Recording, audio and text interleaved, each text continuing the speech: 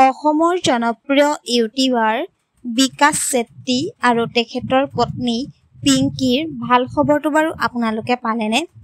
জনপ্ৰিয় ইউটিউবাৰজনৰ এই মুহূৰ্তত আহি পৰিছে এটি ভাল খবৰ। আপোনালোকক সবিশেষ জনাম আজি এই ভিডিঅ'টোৰ জৰিয়তে, গতিকে ভিডিঅ'টো অলপ স্কিপ নকৰাকৈ শেষলৈকে চাই থাকিব। নমস্কাৰ বন্ধু বান্ধৱীসকল, আপোনালোক সকলোকে স্বাগতম জনাইছো মই প্ৰতীক্ষাই এছপি নিউজ আছামিজৰ অন্য এটি নতুন ভিডিঅ'লৈ। আপোনালোকৰ বাবে লৈ আহিছো পুনৰ এটি নতুন ভিডিঅ'টো সকলোৱে আদৰি ল'ব বুলি আশা কৰিলো। আহক আজি ভিডিঅ'টোৰ পৰৱৰ্তী অংশলৈ আগবাঢ়ো। হয়, অসমৰ জনপ্ৰিয় ইউটিউবাৰ বিকাশ চেত্ৰী আৰু তেখেতৰ পত্নী পিংকিৰ আছে এটি ভাল খবৰ। পোনপ্ৰথমে আমি আমাৰ চেনেলৰ তৰফৰ পৰা তেওঁলোক দুইজনলৈ যাচিলো বহুত শুভকামনা।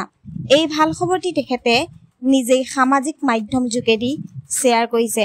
সঁচাকৈ খবৰটো পাই বহুত বেছি ভাল লাগিছে। বন্ধু বান্ধৱীসকল, আপোনালোকক জনাও যে জনপ্ৰিয় ইউটিউবাৰ বিকাশ চেত্ৰী পিতৃ হ'বলৈ ওলাইছে।